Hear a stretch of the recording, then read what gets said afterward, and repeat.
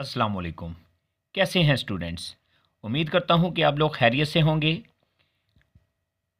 तो स्टूडेंट्स, आज की इस वीडियो में आपने एक्सरसाइज नंबर 1.3 के क्वेश्चन नंबर 1 से लेके क्वेश्चन नंबर 5 तक सीखना है। तो एक्सरसाइज नंबर 1.3 स्टेटमेंट से रिलेटेड है, ठीक है। तो आपने इन क्वेश्चंस को देख के परेशान नहीं होना, आपको आसान इनका हल बताएंगे, ठीक है। तो चलते हैं एक्सरसाइज नंबर 1.3 पे। तो 1.3 का क्वेश्चन नंबर 1 पहले पढ़ेंगे कि उसमें क्या लिखा हुआ है, फिर उसके बारे में थोड़ा हिंट हम आपको बताएंगे कि कैसे आपने इसको सॉल्व करना है, ठीक है। तो एक्सरसाइज नंबर 1.3 का क्वेश्चन नंबर 1 है, the sum of 3 consecutive integers is 42, find the 3 integers. तो पहली चीज़ जो आपको पता होनी चाहिए वो क्या है कि कंसेक्यूटिव का क्या मतलब होता है और दूसरा इंटीजर्स किसे कहते हैं, ठीक है। तो कंसेक्यूटिव का मतलब होता है मुसलसल। इंटीजर्स कौन से होते हैं? अगर आप होल नंबर्स के साथ प्लस और माइनस लगा दें तो आपके पास इंटीजर्स आ जाएंगे, यानी 0 +1 एंड -1 +2 एंड -2, यानी होल नंबर के साथ आपने प्लस का साइन भी लगाना है और माइनस का भी। तो ये आपने मुसलसल 3 इंटीजर्स जो हैं वो आपने लेट कर लेने हैं, फ़र्ज़ कर लेने हैं कि पहला इंटीजर्स आप कोई भी अल्फ़ाबेट ले लें।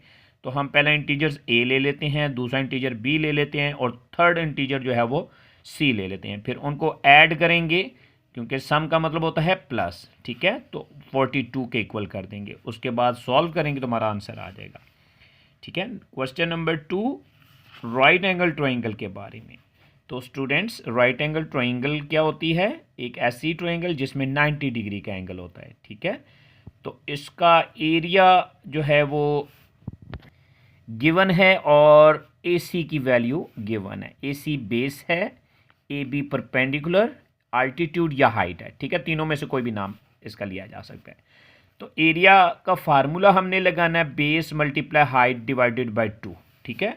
ये फार्मूला लगाएंगे और बाकी सॉल्व करेंगे और अपना आंसर जो है वो हमने a√3 एंड b√5 इस फॉर्म में हमने अपना आंसर देना है, क्योंकि हमने ए बी की वैल्यू निकालनी है, ठीक है। ए बी हमारे पास हाइट है, ठीक है। नेक्स्ट आपके पास है क्वेश्चन नंबर 3, जिसमें क्या गिवन है? आर रेक्टेंगल है साइड्स, ये नहीं, रेक्टेंगल की साइड्स गिवन है, ठीक है जी, जिनकी length 2 + √18 metre and 5 - 4 divided by √2 metre है, ठीक है। तो एक हम लेंथ बना लेंगे, दूसरी को विड्थ बना लेंगे, ठीक है। तो एरिया का फार्मूला लगाएंगे लेंथ मल्टीप्लाई विड्थ, उसके बाद देखेंगे कि डिनोमिनेटर में स्क्वायर रूट है कि नहीं है।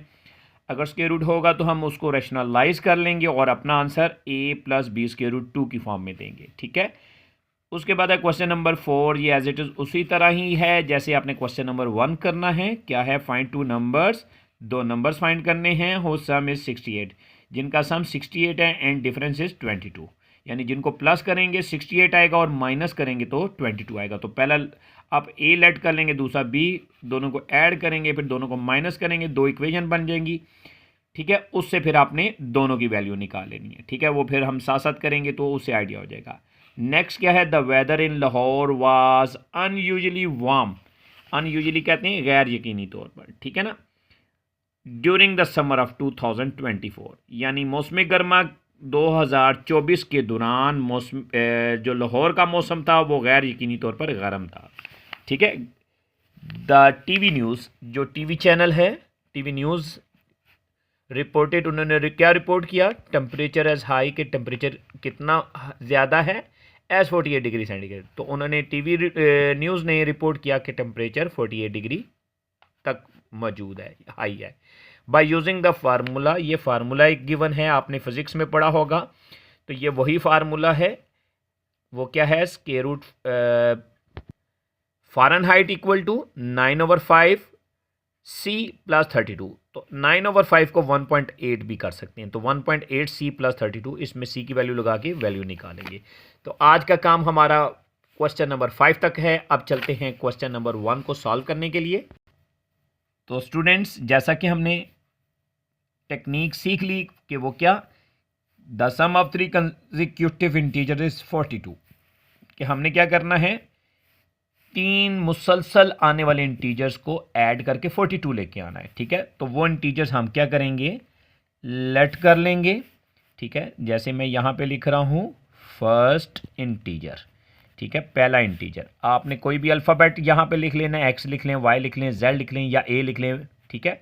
तो हम यहाँ पे ए लिख लेते हैं। फर्स्ट इंटीजर ए है, सेकंड इंटीजर, ठीक है।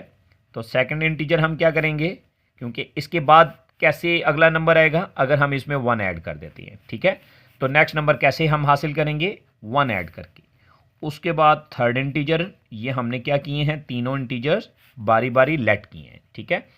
अब हमने थर्ड इंटीजर कैसे हासिल करना है, फर्स्ट इंटीजर में 2 ऐड करके, ठीक है। उसके बाद हमने क्या कहना है, बाय द क्वेश्चन, यानी जो सवाल की शर्त है, कंडीशन है, उसके अकॉर्डिंग वो क्या है कि आपने प्लस करना है तीनों इंटीजर्स को।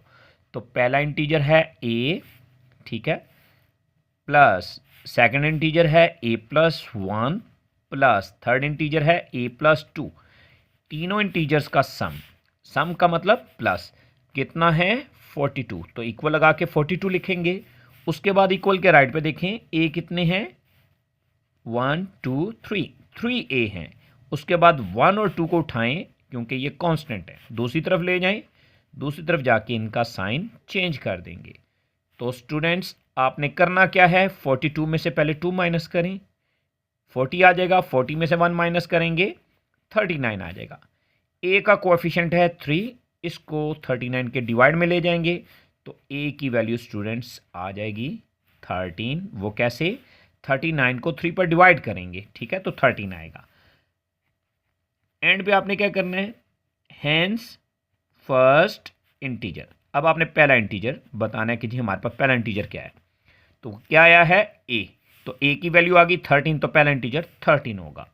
सेकंड इंटीजर कैसे फाइंड करेंगे, क्या हमने लेट किया था ए प्लस 1, ठीक है। तो हम क्या करेंगे, 13 में 1 ऐड करेंगे तो स्टूडेंट्स ये आ जाएगा 14। एंड लास्ट में क्या लिखेंगे, थर्ड इंटीजर, और वो कैसे निकालेंगे, ए में 2 ऐड करके, यानी ए की वैल्यू 13 थी, 13 में 2 ऐड करेंगे तो ये 15 हो जाएगी। तो स्टूडेंट्स ये आ जाएगा आपका आंसर। नेक्स्ट क्वेश्चन की तरफ चलते हैं। वो क्या है, question number 2, the diagram shows right angle triangle A B C. ये ए बी सी ये राइट एंगल ट्राइंगल है, in with the length A C. ये जो ए सी की लेंथ है, यानी बेस हमारे पास है √3 प्लस √5 सेंटीमीटर, ठीक है। The area of triangle A B C. अब जो इसका एरिया क्या होता है, the union of triangle and its interior, ठीक है, इज कॉल्ड ट्राइंगुलर रीजन और ट्राइंगुलर एरिया, ठीक है। या दूसरा क्या कह सकते हैं कि वो पोर्शन जो बाउंडिंग लाइन के अंदर मौजूद हो। ये जो लाइंस हैं ये बाउंडिंग लाइंस हैं, ठीक है जी। इनके अंदर वाला जो हिस्सा है उसको हम एरिया कहेंगे, ठीक है। मैं थोड़ा सा आपको आइडिया दे देता हूँ। ये जो मैं शेड कर रहा हूँ ये सारे का सारा एरिया है, ठीक है। तो वो कह रहा है कि ये जो एरिया है ये 1 + √15 स्क्वायर सेंटीमीटर है। Find the length of A B. ये जो ए बी है, ए बी क्या है, हाइट, इसको हाइट भी कह सकते हैं, अल्टीट्यूड भी कह सकते हैं, एंड परपेंडिकुलर भी कहा जा सकता है, ठीक है। तो आप इसको हाइट कहें। तो ए बी की लेंथ अपने किस शक्ल में जो है वो फाइंड करनी है, a√3 + b√5 सेंटीमीटर, ठीक है। यानी आपका जो आंसर आना चाहिए उसमें उसकी शक्ल जो है वो ये होनी चाहिए, a√3 + b√5, यानी ए की वैल्यू कौन सी होगी, जो √3 के साथ होगी, और बी की वैल्यू कौन सी होगी, जो √5 के साथ होगी। तो आपने इस फॉर्म में अपना आंसर निकालना है, ठीक है। तो सबसे पहली चीज़ जो आपने लिखनी है वो क्या है, बेस। तो बेस आपके पास है AC, ठीक है। ऊपर मैंने बार क्यों लगाई है, क्योंकि ये लाइन सेगमेंट बनेगा, ठीक है। तो लाइन सेगमेंट 2 पॉइंट्स के दरमियान डिस्टेंस को कहते हैं, ठीक है। √3 + √5 सेंटीमीटर, ये हमारे पास क्या है, ये हमारे पास बेस है। उसके बाद हमने एरिया लिख देना है। ट्रायंगल का एरिया क्या है, 1 + √15, 1 + √15 सेंटीमीटर स्क्वायर या स्क्वायर सेंटीमीटर। तो हमने जो फाइंड करना है वो है अल्टीट्यूड या हाइट, ठीक है। हाइट भी कह सकते हैं, अल्टीट्यूड भी कह सकते हैं, और परपेंडिकुलर भी। तो अल्टीट्यूड यहाँ पे हमारे पास क्या है, ए बी की लेंथ हमने फाइंड करनी है, ये हमारे पास मौजूद नहीं है। तो आपने फार्मूला लिखना है, आप लिखेंगे एज एरिया ऑफ ट्राइंगल। अब यहाँ पे ट्राइंगल ABC मैंने राइट पे लिखा है, अगर मालूम करना होगा तो फिर लेफ्ट पे लिखेंगे। तो यहाँ पे फार्मूला लगाएंगे base multiply altitude, base multiply height भी लिख सकते हैं, बेस मल्टीप्लाई आल्टीट्यूड भी लिख सकते हैं, डिवाइडेड बाय 2। वैसे जो फार्मूला बुक्स में लिखा होता है वो क्या होता है, बेस मल्टीप्लाई हाइट अलग होता है, 1/2 अलग होता है। तो अगर आप डिवाइड में 2 लिख लें उससे कोई फ़र्क नहीं पड़ेगा। तो इनमें से देख लें किसकी वैल्यू आपके क्वेश्चन में गिवन है, वो है बेस यानी AC, तो वो है √3 प्लस √5। ठीक है, ये आपने क्वेश्चन से ले ली है, जबकि आल्टीट्यूड आपके पास क्या है, AB, ये आपने मालूम करना है। ठीक है, और डिवाइड में मौजूद है 2, क्योंकि यहाँ पे प्लस का साइन है तो आप इसको किस में लिखेंगे, ब्रैकेट में। इक्वल के राइट पे क्या मौजूद है, 1 प्लस √15। ठीक है, अब आपने क्या करना है, इस डिवाइड के 2 को दूसरी तरफ ले जाना है। ठीक है, यहाँ पे डिवाइड में आ रहा है, जब इसको दूसरी तरफ लेके जाएंगे तो ये 1 से भी जाके मल्टीप्लाई हो जाएगा और 60 से भी जाके मल्टीप्लाई हो जाएगा। तो 2 का टेबल 1 से पढ़ेंगे, 2 1 2, √15 को 2 से मल्टीप्लाई करेंगे तो ये दोनों आपस में मिल जाएंगे, जुड़ जाएंगे। उसकी रीज़न क्या है कि एक रैशनल नंबर है और दूसरा सर्ड है। तो जब भी रैशनल नंबर सर्ड से मल्टीप्लाई होगा तो दोनों को जोड़ के लिखा जाएगा, इनको मल्टीप्लाई नहीं किया जाएगा। ठीक है, इक्वल के लेफ्ट में मौजूद है √3 प्लस √5। ठीक है, और इससे मल्टीप्लाई हो रहा है AB। ठीक है, मल्टीप्लाई के बगैर भी लिखेंगे उससे कोई फ़र्क नहीं पड़ेगा, इसका मतलब मल्टीप्लाई ही है, क्योंकि हमने ब्रैकेट यूज़ कर ली है। अब आपने क्या करना है, AB की वैल्यू निकालने के लिए ये जो ब्रैकेट है जो AB से मल्टीप्लाई हो रही है इसको दूसरी तरफ ले जाएंगे तो इसका इन्वर्स ऑपरेशन करना पड़ेगा, यानी साइन चेंज करना पड़ेगा। ठीक है, तो यहाँ पे मल्टीप्लाई हो रहा है तो दूसरी तरफ लेके जाएंगे तो ये 2 प्लस √15 के डिवाइड में आ जाएगा। तो स्टूडेंट्स 2 प्लस 2 √15 के डिवाइड में आ जाएगा √3 प्लस √5। अब हमने नेक्स्ट जो देखना होता है वो क्या है, डिनोमिनेटर में √, मौजूद है या नहीं है। तो हमें पता चला नीचे √, मौजूद है। तो अब आपने नेक्स्ट जो देखना है वो क्या है कि ये मोनोमियल सर्ड है या बाइनोमियल सर्ड है। तो देखेंगे डिवाइड के नीचे प्लस का साइन मौजूद है या माइनस का साइन मौजूद है कि नहीं, दोनों टर्म्स के दरमियान। अगर तो मौजूद है तो ये बाइनोमियल सर्ड है, और अगर नहीं मौजूद तो ये मोनोमियल सर्ड है। बाइनोमियल सर्ड होगी तो आपने क्या करना है, कॉन्जुगेट से मल्टीप्लाई करना है और डिवाइड करना है। ठीक है, तो वो कॉन्जुगेट कैसे लिया जाएगा, दोनों टर्म्स के दरमियान वाले साइन को चेंज करके। ठीक है, तो आप यहाँ पे AB को लिखेंगे 2 प्लस 2 √15 डिवाइड में √3 प्लस √5 और मल्टीप्लाई कर देंगे √3 माइनस √5 से। ये क्या है, ये डिनोमिनेटर का कॉन्जुगेट है। ठीक है, यानी नीचे जो मौजूद था उसका दरमियान वाला साइन हमने चेंज किया है, तो वो यहाँ पे लिख देंगे, इसको उर्दू में जोच कहा जाता है। ठीक है, अब आपने क्या करना है, नोमिनेटर से मल्टीप्लाई करेंगे, डिनोमिनेटर में फार्मूला लगा देंगे। ठीक है, वो कैसे, 2 को √3 से मल्टीप्लाई करेंगे, ये दोनों एक रैशनल नंबर है और एक सर्ड है, दोनों मिल जाएंगे, इकट्ठे करके लिखेंगे। अब 2 को माइनस √5 से मल्टीप्लाई करेंगे तो ये बन जाएगा -2 √5। अब प्लस का 2 √15, इसको 3 से मल्टीप्लाई करेंगे, सर्ड से मल्टीप्लाई होगी, जो कोएफिशिएंट है सर्ड का वो बाहर एज इट इज़ आ जाएगा। ठीक है, 15 को 3 से मल्टीप्लाई करेंगे 45 आ जाएगा, माइनस अब 2 √15, इसको √5 से मल्टीप्लाई करें, ये आ जाएगा 2 as it is and 15 5 the 75। Surd से मल्टीप्लाई की जा सकती है, रैशनल नंबर सर्ड से मल्टीप्लाई नहीं किया जा सकता, उनको जोड़ के लिखा जाएगा। नेक्स्ट आपने क्या करना है, यहाँ पे फार्मूला लगाना है A² माइनस B² का। अब यहाँ पे देखें स्क्वायर और स्क्वायर रूट कट जाएंगे, स्क्वायर रूट से कैंसिल करेंगे,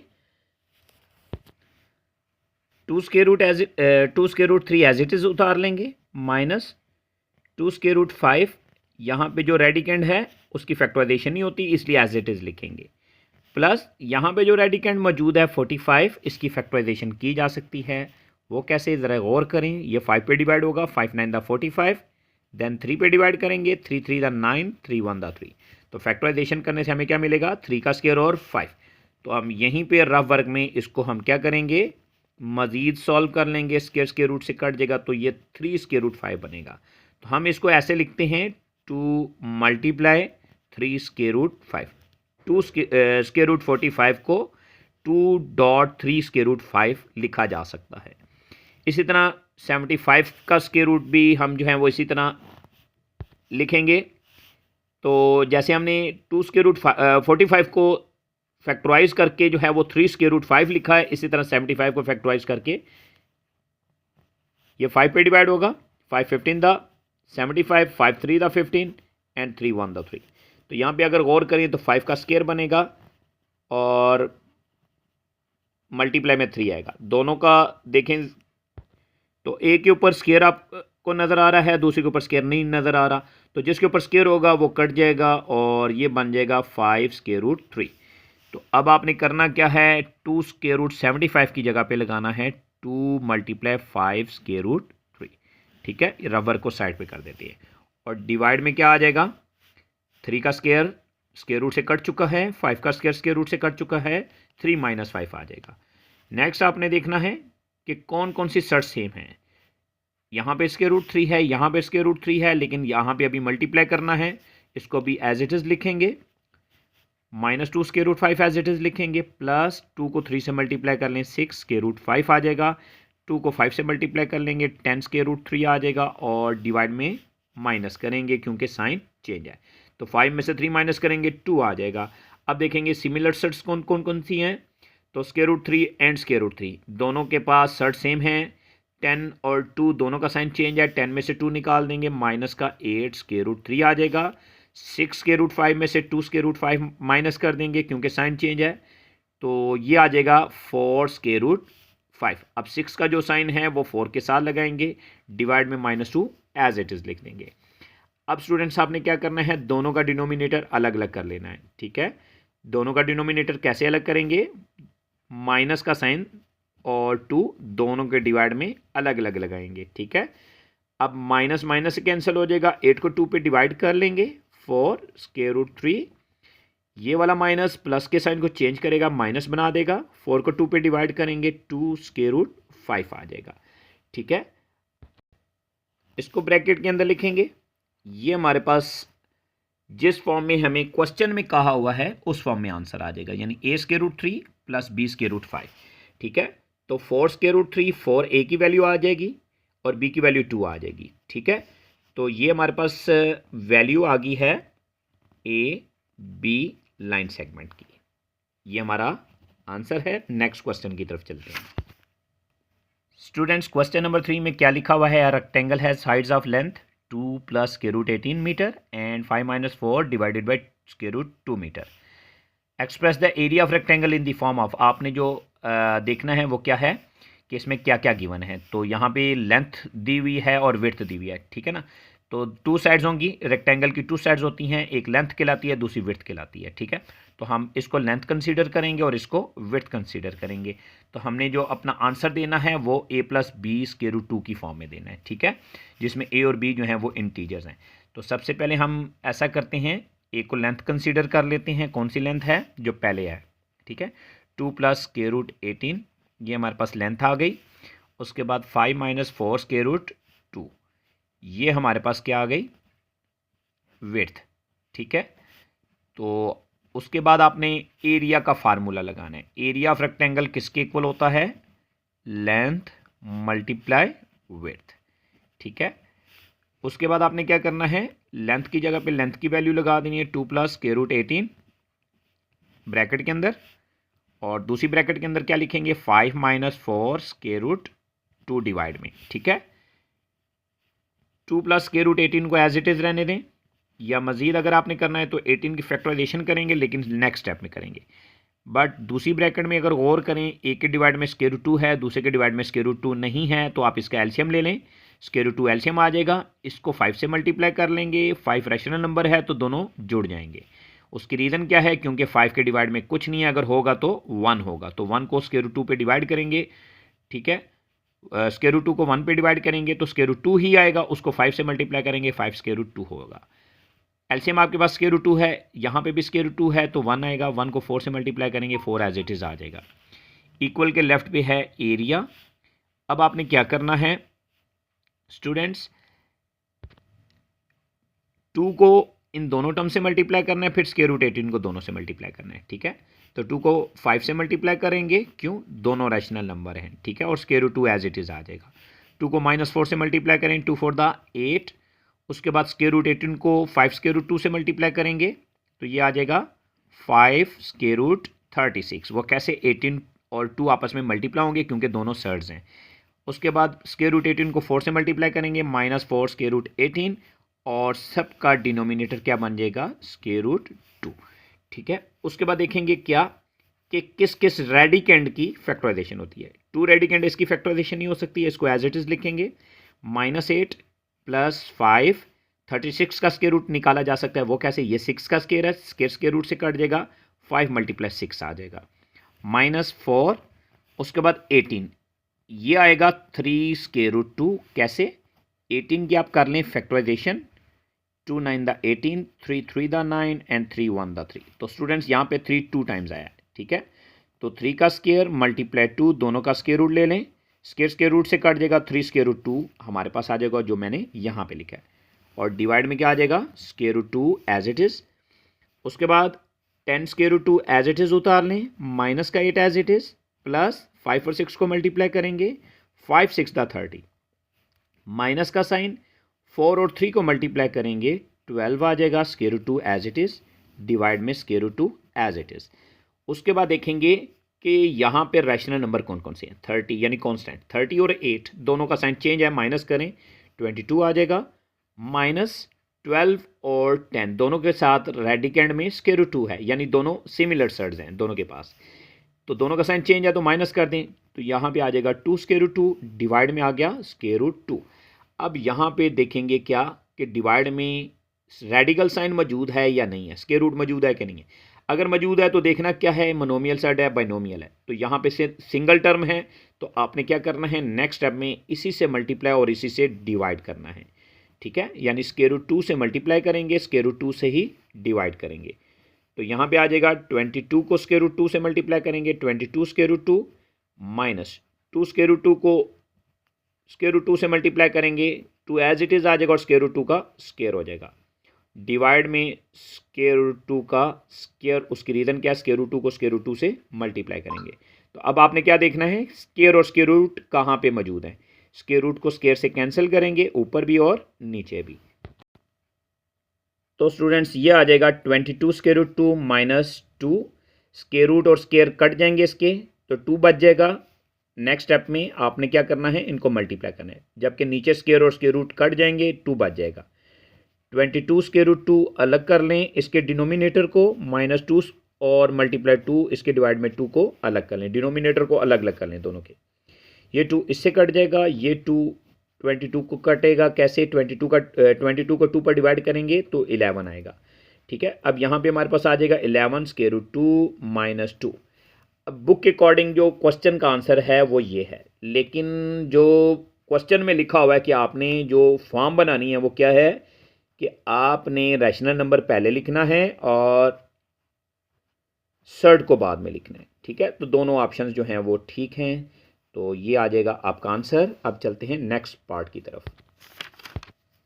स्टूडेंट्स, क्वेश्चन नंबर 4 में क्या लिखा हुआ है, क्वेश्चन नंबर 4 में लिखा हुआ है फाइंड 2 नंबर्स, यानी आपने 2 नंबर फाइंड करने हैं, हुज सम इज 68, जिनको प्लस करें 68 आए, एंड डिफरेंस इज 22, और माइनस करें तो 22 आए, 22 आए। ठीक है, तो आप क्या करेंगे, आपके पास वो नंबर क्योंकि नहीं है तो आपने कर लेना है फर्स्ट।